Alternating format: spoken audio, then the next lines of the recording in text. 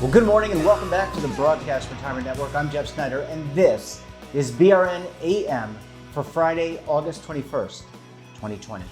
And here are our top stories. The pandemic dents retirement dreams, and colleges start with disorientation. Well, joining me now to discuss this and more is Devin Banerjee, Senior Financial Services Editor for LinkedIn, and he's also the editor of the This Week in Finance newsletter, which of course you can find on the LinkedIn platform. Devin, thanks so much for joining us on the program this morning. Absolutely, Jeff. Always good to be with you. Yeah, it's always great to have you wrap up the week, give us the latest trends, things that are most important. And LinkedIn does every 2 weeks does its workforce confidence index, and your colleague George Anders really digs into the meat of the data. You're out with some new results. What can you tell us? Absolutely, Jeff. It's a really fascinating look at the state of the American worker and their confidence in their job prospects, their personal finances, and their careers. So a couple takeaways from our most recent edition, which is sparking a lot of conversation on the LinkedIn platform this week. So let's start with overall confidence. Across the board, it has held pretty steady at our metric of about 31. That's on a scale of negative 100 to 100. But we've seen several shifts over time. And the first I'm going to talk about is actually retirement related, Jeff. We've seen non-retired baby boomers, so those who are continuing to work and who are still not required to take those withdrawals from their retirement accounts. They are the most likely generation actually right now to be planning withdrawals from their retirement accounts over the next 6 months. And again, I'm talking about baby boomers who are still working and are not yet required to take those withdrawals. So they are about 2 times as likely as millennials to be planning withdrawals from their 401ks, IRAs, et cetera, over the next 6 months. Among those workers who are experiencing financial instability, the gap is even wider. About 30% of working baby boomers plan to increase withdrawals from their retirement accounts over the next 6 months versus 12% of millennials. Now, we added this question recently, so we haven't dug into what the factors are behind this. We're seeing in the conversation some people pointing to job security, medical bills, support for their own elderly parents, those who are boomer age but have parents who are, approaching the end. Support for their own children who may be now struggling with their jobs and their careers, especially if their children are in real vulnerable occupations during this pandemic and this downturn, frontline workers, retail workers. And also we're seeing some people point to just paying the bills, paying the mortgage, those who still have mortgage payments and, have been paying that mortgage for 10, 20 years, but it's a 30-year mortgage and they don't want to lose the house now. So a really interesting data point. We're going to dig into it a bit further in future editions of the Workforce Confidence Index. But Jeff, since this is right up your alley, I was actually going to ask you, and of course, being clear that we're not offering advice here, Sure. But if you can just talk objectively about what it means to take withdrawals before you're at retirement age from, say, a 401k or an IRA. I mean, what are some of the implications of doing that? Well, I think number one, the CARES Act obviously allows for withdrawals penalty or tax-free, so you don't get the 10% penalty. If you pull money out, obviously the power of compounding, if you've been saving for 20, 30 years, you understand the power of compounding. Pulling money out of your retirement plan, even if it's a necessity, in my opinion, should be a last resort because this has an impact, obviously, on earnings and what you will have when you do elect to draw down. Now, you've got to balance the needs today with your prospective needs of tomorrow. So, I think most experts would caution people against doing it. But look, it's an individual's choice, and he or she is going to make decisions based on what they need to do. Yeah, absolutely. Thanks a lot for that. So going back to our confidence index, a couple other takeaways I'll hit. Sure. We're seeing among small business owners and their employees an increasing feeling of despondency here. So both personal and business outlook for employees and owners at companies with fewer than 50 employees. So on the smaller end of small businesses, again, we're seeing that personal and business financial outlook tick downward over the past few editions of this index. For working parents, this was a real takeaway from our survey this time around, and it's actually what my colleague George dived into quite deeply. For working parents, the struggle is very, very real right now. Their top three challenges are keeping their children occupied, providing for their children's education during this period, and just being unable to focus on their work while their children are nearby, which of course, and we'll get into this conversation about what's happening with schools, but parents and children are together right now in most cases. Women are more likely to report that they're losing focus on their work during this period when they're around their children. Men are more likely to report stress about how to balance their childcare duties with their partner. So, some stereotypes there really on full display. And then the final takeaway I'll point to, Jeff, is which I talk with you about quite often, is really the shift in confidence by industry over time. And we've been doing this survey now since the start of the pandemic. So a couple trends over time. Real estate, we've seen rising over time. Confidence among professionals in the real estate space. Energy and mining, which had been lower down our list, has actually been climbing over the past few editions of this index. Recreational and travel professionals, while at an absolute level, are reporting quite low confidence and have been over time. That is starting to tick up. Media and communications professionals, which have been toward the very bottom of our list in confidence, are also starting to tick up. Those on a downward trend, manufacturing, transportation and logistics, and then entertainment, which has been at the bottom of our list quite consistently, is actually ticking even further downward. So, those more creative professionals, whether performing arts or arts and graphics and design in-house, they have been the least confidence over time. They've probably been hit quite hard, and their outlook is actually worsening right now. Yeah, I mean, obviously you can't go out and go to Broadway or see a show or see a band. I mean, everything's got to be virtual. Although I have seen people actually go out and see music, but it's been outdoors and you're kind of roped off from other people, so you have like little sequestered areas. Obviously, really hard for people right now, and we're going to have to continue to help each other manage through it. Well, Devin, very interesting information. I want to take a quick break, and we come back. We're going to talk to Devin about colleges beginning disorientation. You're going to want to stay tuned right here on BRN AM.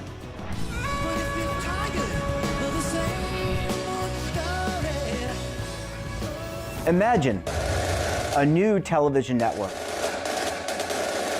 that will make you richer, healthier, and in control of your financial future.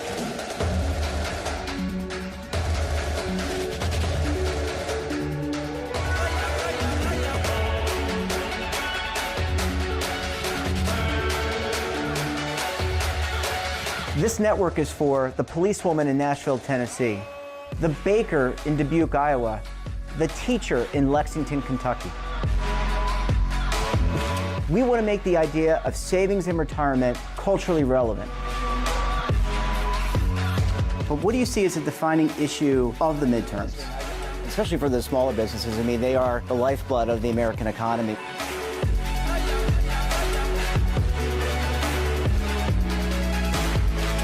Featuring exclusive interviews, current affairs, and docuseries. 33 years old, you retired early. The philosophy is money only matters if it helps you live a life that you love. But you got to start thinking about retirement as soon as you get in. The Broadcast Retirement Network will drive very high engagement with premium partnerships. So this isn't retirement and savings for your parents or grandparents. This is for all Americans. And we're going to change the way you think about money.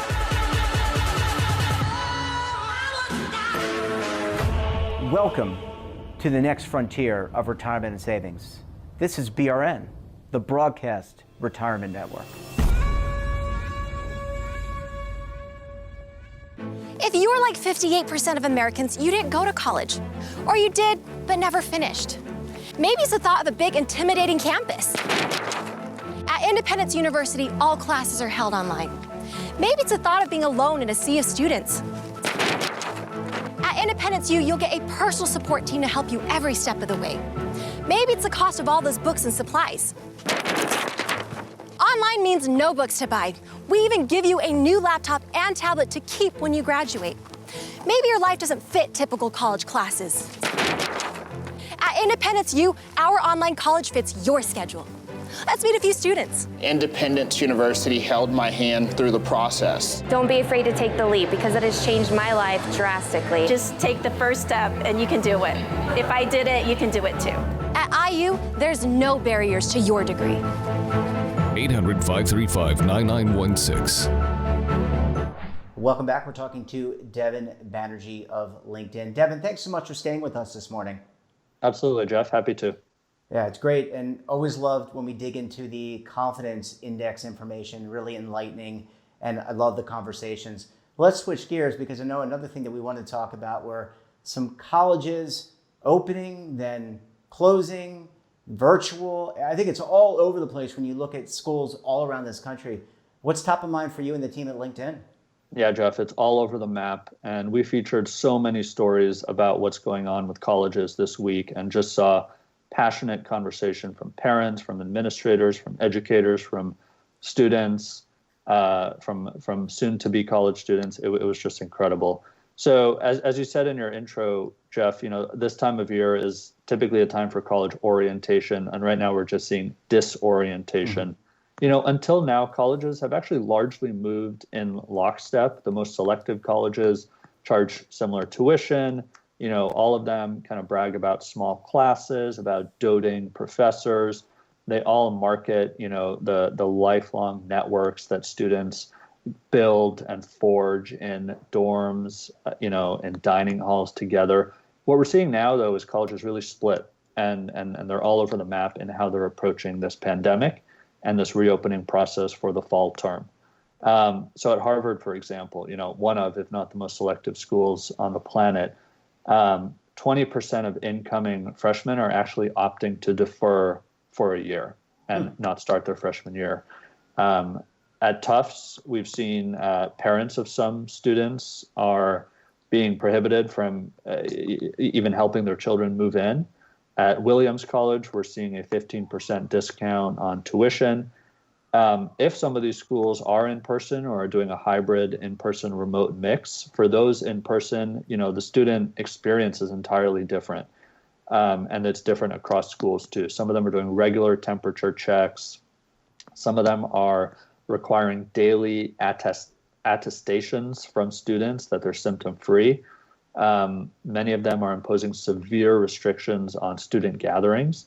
And so again, the student experience is entirely different, if not non-existent, in many respects. All in all, across the board, some data that we're tracking here, about 1/3 of four-year colleges are trying to open in person. Now that data was from a couple days ago, and I can tell you it is falling and declining almost as we speak. Fewer and fewer are opting to open in person. About 27% have been mostly or fully online. That number is rising as the first number I mentioned is falling. About 21% are attempting a mix, a hybrid, as I said, of in-person and remote learning. And many, the remainder of the 100%, are actually still undecided and are still figuring things out, even as we approach the end of August. One of the stories that really stood out this week was at UNC Chapel Hill, which in its first week of a hybrid in-person remote reopening reported over 175 cases of COVID-19. There were several clusters breaking out across its campus with those students who were in person. And so of course they ditched that hybrid plan quickly and went to fully, online remote learning. You saw a lot of stories about that this week. The same move was made by Notre Dame.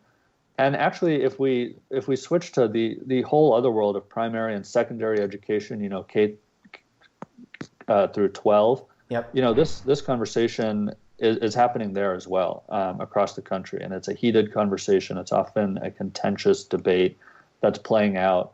And one of the stories we also featured was about how it's actually putting the wealth divide on full display in communities and cities across the country. What I mean by that is public school systems are, trying to open. They're really struggling to teach while keeping children engaged, while keeping children safe.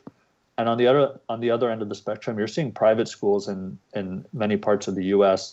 That are actively renting more space to keep in-person learning, but keep students distanced. They're hiring nurses. They're providing portable plexiglass. They're upgrading HVAC systems, ventilation systems to keep children and staff safe. They, of course, can afford, more cutting-edge technology and remote learning tools for some days a week, or for those who are staying remote, or providing kind of like iPad like technology in the classroom for students, and tablets. So again, we're seeing a real divide even in that primary and secondary education space across the country with public systems and private schools. And so as all of these things we've been talking about over the past few months, Jeff, it's really two worlds, two systems, two sets of experiences coexisting side by side right now in America. Yeah, as you were talking about the college, I was thinking to myself, colleges and universities, I was thinking to myself, well, this is this is the precursor to what we're going to experience with K through 12, and then to tie it back to what you talked about previously in the last segment, those parents, if you're a single parent, if you are even co-parenting with your partner, you have a lot of responsibility, and I think it's really hard. I know it's hard. I mean, I can't speak from practical experience, but I know it's really hard to balance all these things. It puts a lot of pressure on the families, on the parents. And, I think this is all a precursor of what we're experiencing in higher ed, quite frankly, is a precursor to what we're going to see this fall when kids go back to the schools. Yeah, absolutely. And, the reason that we, a professional network and a business social network, have been highlighting these things is because, one, these for colleges, for example, I mean, they are businesses, and we can have a whole conversation about how they are being affected from a financial standpoint. But then even in the home, these topics we're talking about are around parenting and those struggles. I mean, as I said in the first segment, these parents are losing their focus actively on their work. Yeah. And you can't blame them. I mean, they're prioritizing what's most important, which is their families and their children. But this is affecting productivity. This is affecting how teams operate and interact. And it's affecting people's careers. And as I pointed out, it's actually disproportionately, continuing the stereotype, it's disproportionately affecting women as well in their careers. Yeah, well, I guess I can say it was great analysis, not to conclusions that we certainly want, Devin, but always appreciate hearing what you are gathering at LinkedIn, but also what people are saying on the platform. Really important, and these conversations will continue, and we're going to have to work together for solutions. That's just the bottom line. Devin, always a pleasure chatting with you. Enjoy the rest of your day. Have a great weekend, and we'll talk to you again very soon. Sounds good, Jeff. Take care. Well, that wraps up this episode of BRN AM. Have a topic of interest or someone you think we should talk to? Drop us a line. And don't forget, for all the news in retirement, markets, technology, personal finance, and more, check out today's edition of The Morning Pulse. Don't forget, we're back tomorrow for our weekly retrospective show, BRN Weekly. We've got another very special guest. So until then, I'm Jeff Snyder. Stay safe, keep on saving, and don't forget, roll with the changes.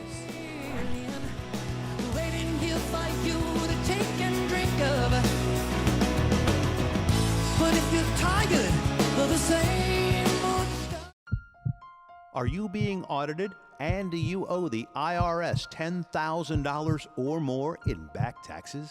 Is the IRS threatening to take more of your money? Don't fight the IRS alone. The Tax Doctor is here to help you negotiate your tax bill and reduce your stress. The IRS can freeze your assets and seize your bank accounts, but you can stop these IRS actions. The Tax Doctor will work with you using our years of experience to represent your case to help you get the best resolution under the IRS guidelines. Help is here to deal with the IRS to reduce your stress. We've handled thousands of cases, so we know what we're doing. If you owe $10,000 or more in back taxes, do not call the IRS alone. Call a tax doctor now for a tax emergency analysis. Call 800-224-6439.